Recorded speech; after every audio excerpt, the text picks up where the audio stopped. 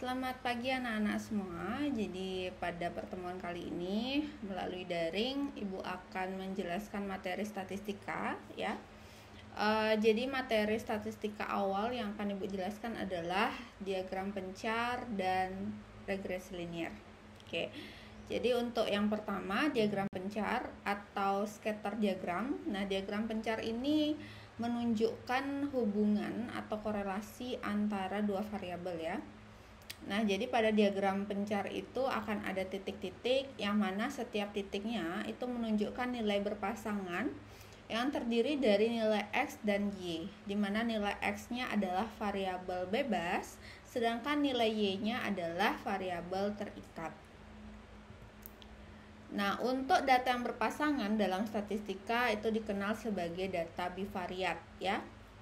Nah, manfaat daripada diagram pencar itu yang pertama adalah kalian dapat menentukan hubungan antara dua variabel dan kalian juga dapat menentukan tipe persamaan yang menunjukkan hubungan antara kedua variabel tersebut.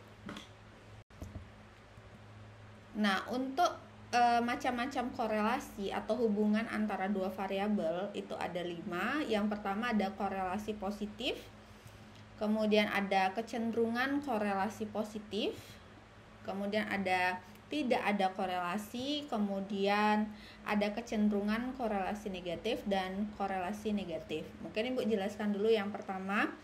Yang korelasi positif ini maksudnya seperti apa? Jadi untuk korelasi positif itu artinya antara kedua variabel yang tadi Ibu jelaskan, ada variabel bebas X dan variabel terikat Y, itu ada hubungan di mana setiap nilai X-nya meningkat gitu ya, maka nilai Y-nya otomatis meningkat gitu. Jadi korelasinya itu disebut dengan korelasi positif. Semakin naik, semakin meningkat X, semakin meningkat pula Y gitu ya. Nah, jadi pada diagram pencar kalian bisa lihat bahwa titik-titiknya itu bergerak dari kiri bawah ke kanan atas gitu ya. Nah, kemudian yang kedua ada kecenderungan korelasi positif.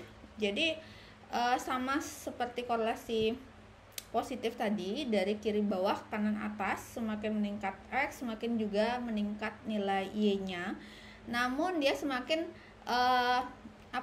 semakin menjauh dari garis linier, garis lurus itu ya. Nah, jadi artinya hubungannya tidak sekuat yang A gitu. Nah, kemudian tidak ada korelasi, kalian bisa lihat bahwa tidak bisa ditentukan ya. Ini kecenderungannya apakah dia dari kiri bawah kanan atas, semakin meningkat X-nya semakin meningkat Y-nya, atau sebaliknya tidak dapat ditentukan gitu ya. Maka kita katakan dia tidak ada korelasi gitu. Nah, kemudian yang D, jadi sebaliknya dari korelasi positif tadi ya. Nah, jadi titik-titiknya tuh bergerak dari kiri atas ke kanan bawah gitu ya, tapi hubungannya tidak sekuat yang E, dimana titik-titiknya bergerak dari kiri atas ke kanan bawah. Artinya setiap nilai X-nya meningkat, maka nilai Y-nya justru menurun gitu. Justru dia bergerak ke arah yang sebaliknya, dia menurun gitu ya, bukan meningkat seperti korelasi positif gitu ya. Tapi untuk perbedaan antara yang D dan E, jadi D itu hubungannya tidak sekuat yang E gitu ya. Jadi tidak senegatif yang E gitu. Yang E udah pasti ketika X-nya menurun gitu ya, maka Y-nya meningkat, dan gitu sebaliknya. Jadi dia tidak beriringan, berjalan beriringan gitu ya. Oke. Baik, Ibu lanjutkan di sini untuk contoh soal diagram pencar. Nah, di sini sudah Ibu tampilkan ada data dalam tabel, di mana data tersebut menunjukkan informasi kandungan gula dalam gram dan jumlah kalori dalam satu sajian dari 13 sampel merek sereal gitu ya. Nah, kalian bisa lihat untuk sereal yang pertama kandungan gulanya itu 4 gram, sedangkan kalorinya 120 ya. Kemudian untuk sereal yang kedua kandungan gulanya 15 gram, kalorinya 200, dan begitu seterusnya ya, sampai sereal ke-13 di mana kandungan gulanya 13 gram, kalorinya 120. Nah, kita akan melihat bagaimanakah hubungan antara gula dan kalori tersebut ya, dua variabel itu dalam sajian merek sereal ya, 13 sampel merek sereal. Oke. Nah, cara untuk menggambarkan diagram pencarnya nanti akan Ibu jelaskan di video yang terpisah ya. Kalian bisa lihat di sini langsung di slide gitu ya, ada diagram pencar untuk data pada tabel tersebut gitu ya. Nah, di bawahnya itu adalah variabel bebas X, dimana terdiri dari data gula ya, kandungan gula. Kemudian di bagian vertikal sumbu Y itu ada variabel terikatnya, yaitu kalorinya ya, kandungan kalori. Nah, kalian bisa lihat di sana untuk datanya. Mungkin kita bisa lihat untuk yang paling kiri ya, dimana kalorinya 100 itu untuk gula 2 ya. Oke, gulanya ada 2 gram, kemudian kalorinya 100, dan begitu seterusnya. Nah, kalian bisa lihat bahwa setiap kandungan gula itu sudah berpasangan dengan kalorinya ya, sehingga terbentuklah tergambarlah di diagram pencar tersebut melalui titik-titik itu ya. Nah, kemudian yang kedua, bagaimana pola penyebaran di titik-titik itu. Kalian bisa lihat untuk pola penyebarannya itu cenderung dia dari kiri bawah ke kanan atas ya. Nah, tapi tidak mutlak seperti gambar A pada slide sebelumnya. Nah, sehingga ada kecenderungan dia korelasi positif. Artinya semakin meningkat nilai X-nya, kandungan gulanya, maka semakin meningkat pula kandungan kalorinya. Gitu ya. Nah, itulah kesimpulan yang diperoleh ya. Sudah Ibu jelaskan di situ tadi. Kesimpulannya berarti semakin meningkat gula, semakin meningkat, ada kecenderungan ya, semakin meningkat kalorinya gitu. Oke, jadi itu untuk kesimpulannya. Baik, jadi selanjutnya kita akan membahas terkait dengan regresi linear ya. Nah, jadi kalian bisa lihat untuk di slide itu sudah ada 2 gambar. Nah, gambar yang sebelah kiri kan tadi sudah Ibu jelaskan, itu namanya diagram pencar.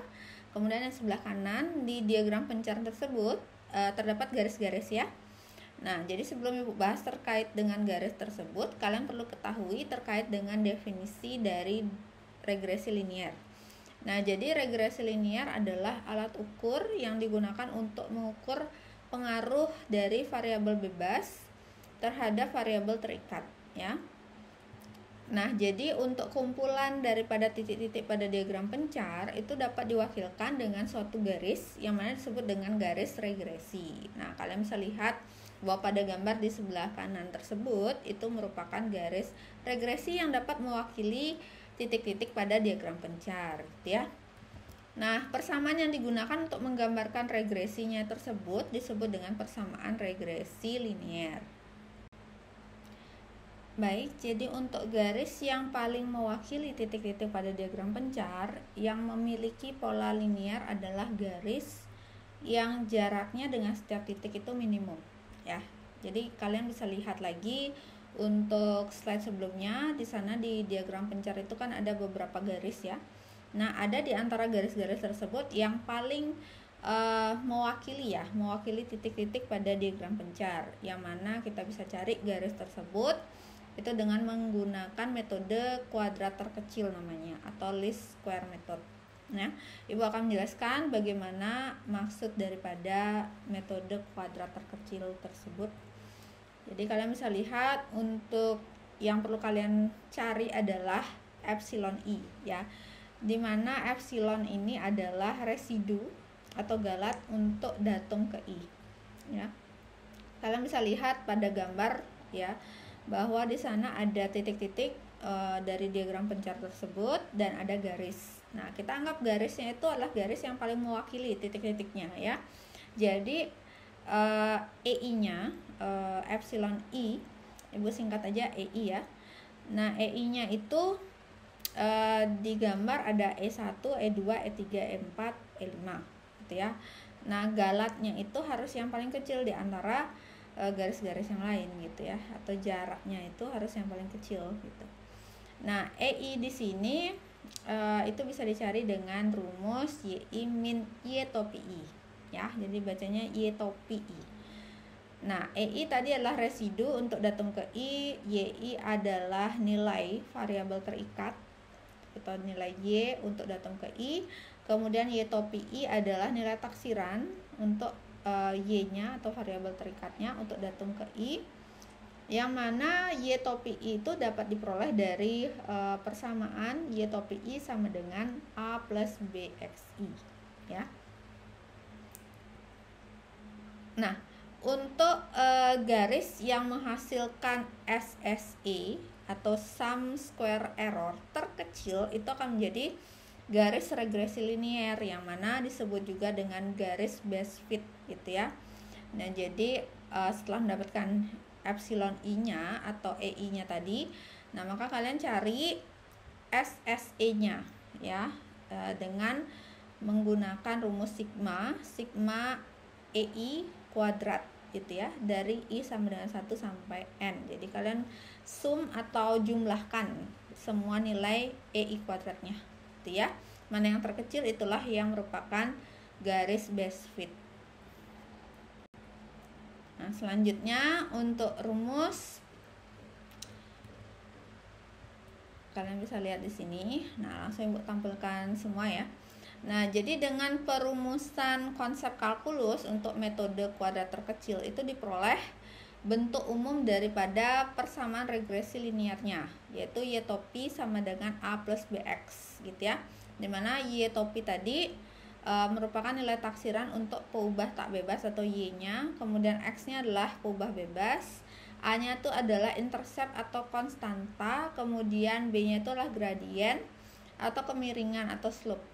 Ya, kalian sudah pernah ya sebelumnya belajar gradien. Kalau kalian ingat persamaan suatu garis, kalau ada mx berarti m-nya itu adalah gradiennya ya. Koefisien x adalah gradiennya. Kemudian untuk nilai A dan B pada persamaan regresi itu dapat dicari dengan rumus kalau untuk B-nya itu sama dengan n dikali sigma xi yi. Jadi xi dikalikan dengan yi untuk i sama dengan 1 sampai n dikurangi dengan sigma xi untuk i sama dengan 1 sampai n dikalikan dengan sigma yi untuk i sama dengan 1 sampai n, kemudian hasilnya itu dibagi dengan n kali sigma xi kuadrat untuk i sama dengan 1 sampai n dikurangi sigma xi untuk i sama dengan 1 sampai n kuadrat gitu ya. Nah, kemudian untuk a nya berarti berdasarkan persamaan di atas, untuk a nya itu adalah Y, itu namanya rata-rata Y ya, nilai rata-rata Y, atau bisa juga disebut sebagai Y bar dikurangi BX bar gitu ya. Nah, jadi nilai Y-nya itu didapat berapa, dijumlahkan kemudian dibagi dengan N-nya, maka itu akan dapat nilai rata-rata untuk Y-nya atau Y bar. Jadi Y garis gitu ya, garis di atas. Nah, jadi penggunaan rumusnya ini untuk menentukan persamaan regresi linearnya itu akan Ibu jelaskan lebih lanjut di dalam latihan soal yang mana Ibu lampirkan untuk latihan soalnya di video yang terpisah ya. Jadi kalian harus pelajari lagi video selanjutnya selain video ini. Oke. Nah, sekian untuk video kali ini ya terkait dengan materi yang kita bahas pada pertemuan pertama, dari diagram pencar sampai dengan regresi linier. Nah, untuk latihan soalnya dan cara membuat diagram pencarnya Ibu lampirkan di video yang lain, video yang terpisah. Oke. Nah, terakhir tapi bukan akhir dari pertemuan ini ya. Ibu ucapkan terima kasih karena kalian sudah menonton video penjelasan materi diagram pencar sampai dengan regresi linier kali ini. Nah, quote of the day ya. Jadi quote ini semoga nanti bisa menambah motivasi kalian bahwa kesuksesan itu bukan tentang seberapa cepat kamu mencapai tujuan, tetapi seberapa konsisten kamu berusaha.